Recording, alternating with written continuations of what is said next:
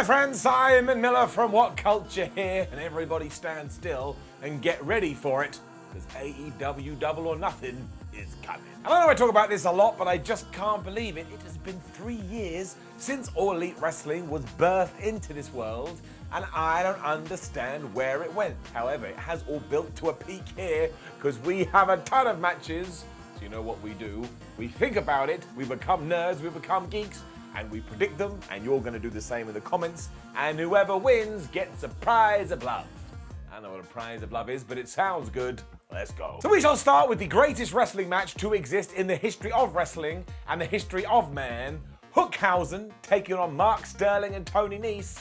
And I am not kidding. And surely this is the easiest match to call since we have been doing this stuff, because I tell you, I swear, if AEW decides to have Danhausen and Hook lose, I am going to go on Twitter and I am going to moan. Now, admittedly, this is a massive waste of my time, but I'll have to do something because I'll be mad. And I will even use a hashtag. And I know, but Danhausen doesn't make any sense, Simon. They don't explain the character. I don't care. I decided this weeks ago. I am all in for goofy wrestling right now. So much so, if a weird genie walked into my home at this very instant and said, Simon, you have to get rid of serious wrestling forever in order to keep goofy wrestling, I'd probably agree. You should also be very careful saying that stuff because you'll absolutely get cursed. And let's look at the nice side of life here. This means that Mr. Very Nice and Very Evil is over his leg injury, and it also means that we can get a hot tag for Hook. Now, I may be misremembering here, but I don't think he's ever had a hot tag, at least not on television. These are the things I need in my life. I mean, I'm getting old and one day I'm gonna die. I also think they should be so dominant and they should run wild to such a degree that we can start saying, well, maybe they can go after the AEW Tag Team Championships, and once again, I 100% mean it. Also, I don't mean to leave them out here, but Mark Sterling and Tony Nese will also do exactly what they need to do. Those guys just get it. So Hookhausen is going to be victorious, but we're all going to win. This is going to be great. And speaking of championships, we are also going to have our TBS title defended as Jade Cargill takes on Anna Jay. My word, this one came from nowhere. I do like that it's made the pay-per-view though, because you do want your championships defended on these big shows. And also, let's look at it from the humanistic point of view.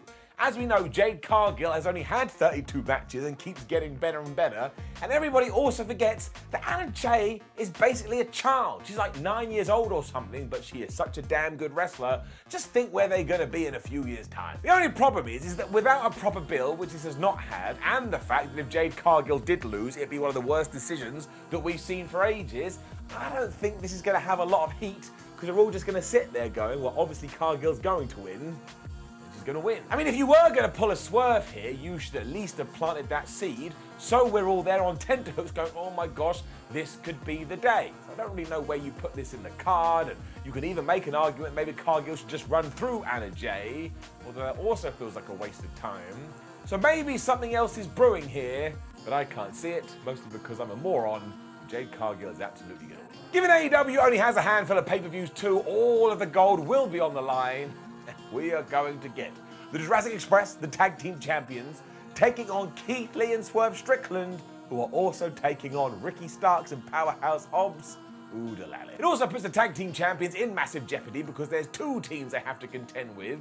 And if you have been watching my prediction series for a while now, you already know what I have to do, because I can't not do it, because eventually it is going to happen, and if I don't make the prediction, I am going to feel like an oaf. So as I do every few months, I am saying that yes, this is the evening where Christian Cage will turn on the Jurassic Express and in turn cost them the titles. I suppose it also works here because it means come Dynamite, Luchasaurus and Jungle Boy can focus on Christian and they don't have to worry about the fact they did just lose their belts. Although I do admit this doesn't really feel like the time, because once again we haven't been going wink wink nudge nudge. But I just made my point. If I miss my window, just gonna be a sad panda. This also ties into what happened on Dynamite a few days ago, because do not forget Swerve Strickland got the win and Ricky Starks took the loss in that triple threat match. So I now have a feeling, coming out of Double or Nothing, Ricky Starks and Powerhouse Hobbs could be the brand new Tag Team Championship. And I processed this, I put it through my brain, makes me excited. Ultimately though, once again though, nobody is going to lose here, because I mean, even the singles triple threat match was awesome. So when you add in 3 other guys who are superbly talented, I'm looking forward to this, it could actually steal the show. And yeah, I've gone big here, I've gone proper geek. Christian is going to turn heel. It's not going to happen, but the biggest one is that Rick and Will get the W. And then things are going to go nuts, because it's the anarchy in the arena. Now, I'm sure this is just going to be Stadium Stampede without having the need for a stadium, but we are going to have the Jericho Appreciation Society taking on the Blackpool Combat Club, Eddie Kingston, Santana, and Ortiz. So if you have been holding a bunch of money because you want to make a sure bet, time to cash it in. So we are going to get blood, we are going to get violence, we're absolutely going to get biting, to the point that if we don't, some people, rightfully so, are going to be upset, because this is exactly how it has been advertised. And up to this point, in the 3 years since AEW has been in existence, every time they've hinted that they're going to do this, I'll be honest with you, they went even further than I imagined they would. It's also quite tough to call because both factions are kind of new, so that begs the question who should lose. Because if the Jericho Appreciation Society are defeated, you're like, well, that's not really working out very well. But the Blackpool Combat Club should not be losing until they have been tag team champions for around about 56 years. Ultimately though, there are dudes on either side that could take the pin here, and it wouldn't really matter because they've taken a back seat during this program. For example, Daddy Magic or Cool Hand Ange. But the reason I don't want them to have their shoulders pinned on the match is because, yes, down the line, I want them to be tag team champions as well.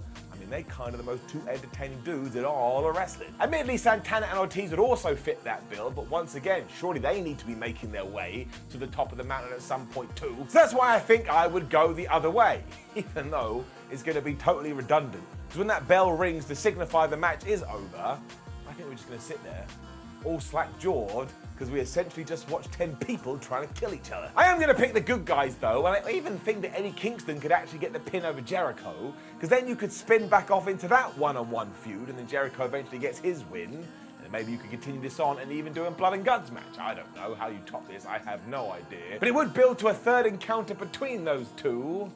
I ain't never going to have any problem with that. I also want to make it very clear at this juncture that I don't think this is going to be the match card, but we are also going to have the House of Black, who are over here, taking on the Death Triangle. Now, I'm going to say this a lot during this video, but come on now, it's another one that could steal the show. In fact, it could be so good that it could be one of the best six-man tags we have ever seen, because we have seen variations of this before. The difference now is that Phoenix is in it.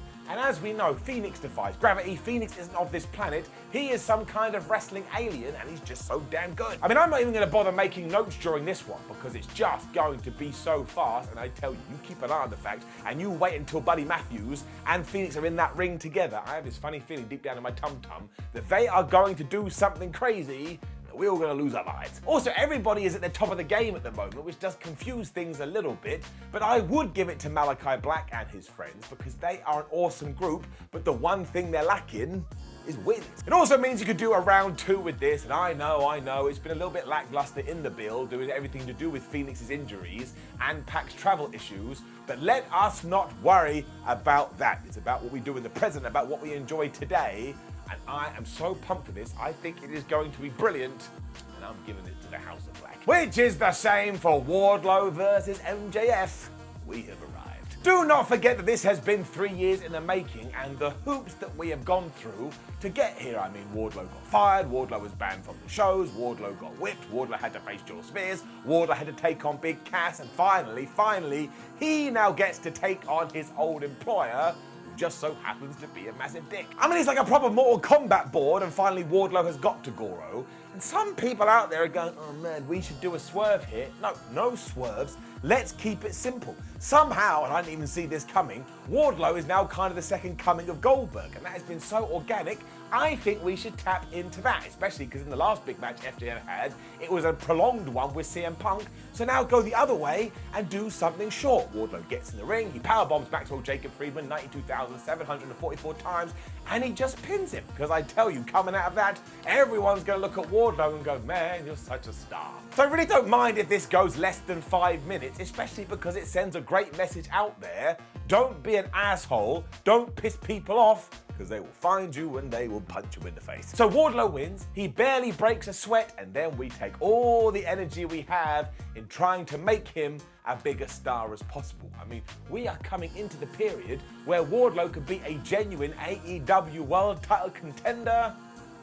That makes me excited. Sooner or later too, you know that these guys will cross paths again, and it's then when Maxwell can get the win, And maybe he even beats Wardlow for the World Championship because the call back there.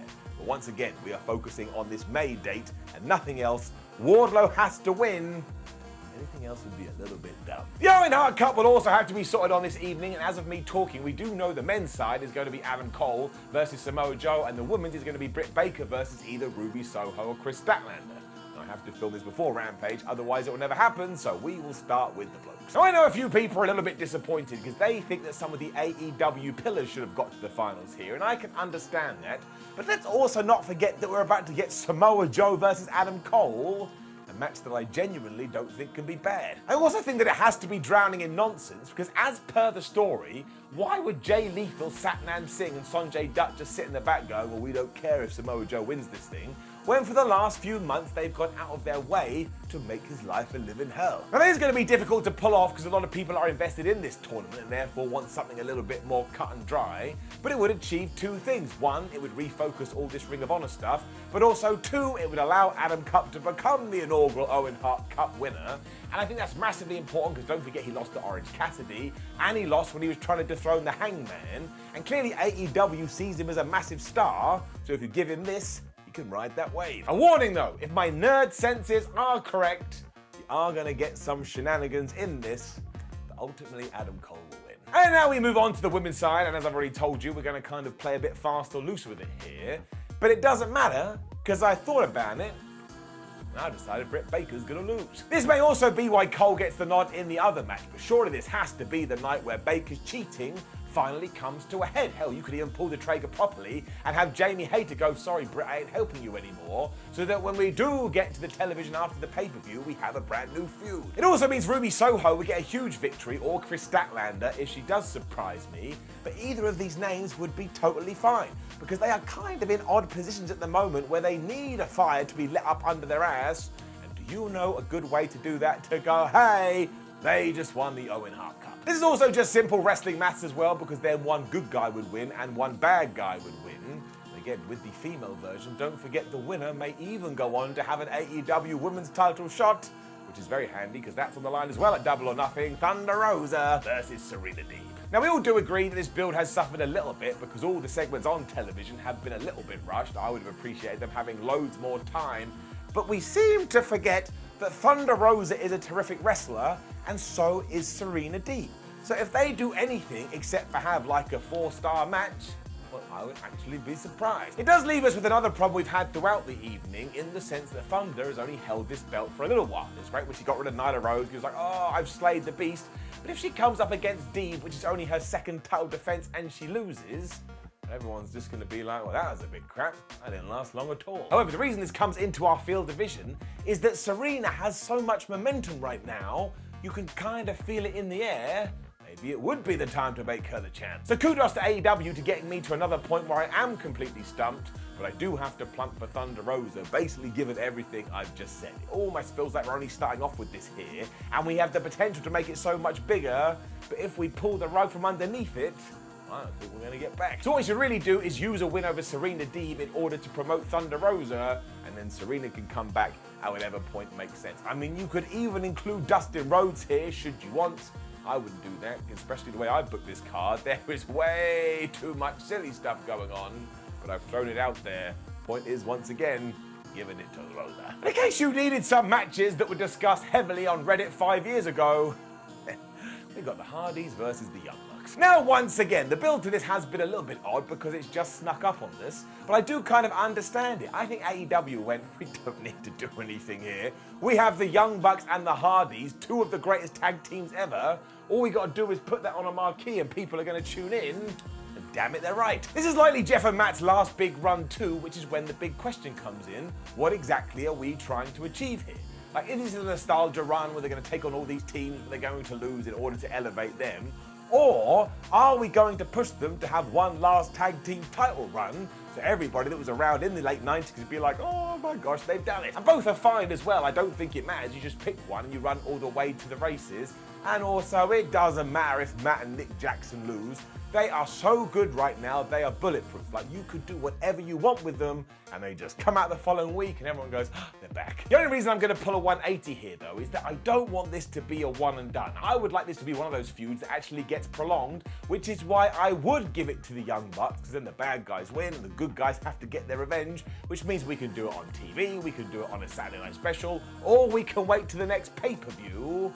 Just something I want to see a lot of, because again, the clock is ticking. We also have all that stuff with the Undisputed Elite brewing underneath the surface, but once again, if they do get involved, what have I done here? I've turned into Vince Russo, so let's just move that out the way, and ultimately, I think this is going to be great.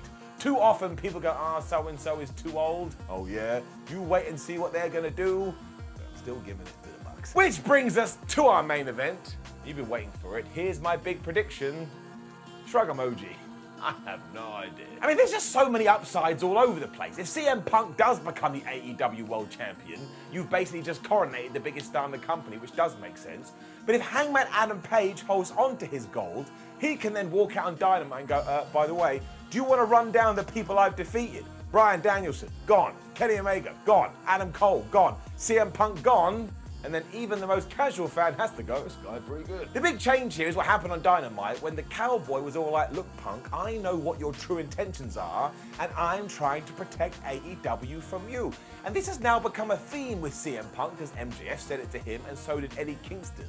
So now I've got this rumbling in my tum-tum that CM Punk is going to win, and then pops up on TV, and he does that line where he says, well, I looked in the mirror and I asked myself, am I the good guy? And the answer is no. And then I'm going to have to melt down because that will be the coolest thing ever. You also have to ask the question, is Hangman acting like this because all of his anxiety and apprehensions are back? So what a flipping match this is going to be. Look at the layers we have already discussed, and I ain't even talked about the damn match. It's also another one of those moments though where you try and feel if this is the right time to take the championship off Hangman Adam Page, and I don't think that it is. But simultaneously, I also think that giving it to Punk would be the greatest thing that you can do. So that's why we go back to the shrug emoji. We are literally in the middle and just spinning around like a dog chasing his tail. However, I have now convinced myself that Punk is going to start walking down this heel road a little bit. So I'm going to say that he is going to win. I'm not going to say there's any cheating here or any more shenanigans. I've done enough of that. But there will be something to make your eyebrow go up and tie into all this stuff that Punk's been going, saying, oh man, it's not personal, it's just business. Because when you sit down and think about it, what does that even mean? So I do think this is going to be absolutely terrific, and yes, I am saying, 9 months, whatever it's been since CM Punk returned to wrestling, he is going to become the AEW World Champion, and I'm pumped for this. I don't know, there's just something in the air, and it is going to rock. Now, as always, please make sure that you put your predictions in the comments below. I shall keep a look over them, and if you absolutely smash it, you already know what you get, the prize of love. Then like the video, share the video, and subscribe. Head over to WhatCulture.com where you can keep up to date with everything that goes on at Double or Nothing. It's the same with social media, so come give us a follow, and there'll be a bunch of other videos. If you want to get excited, click them all. My name is Simon WhatCulture. Make sure you enjoy the pay-per-view, because why the hell not? That's what wrestling is there for. See you soon.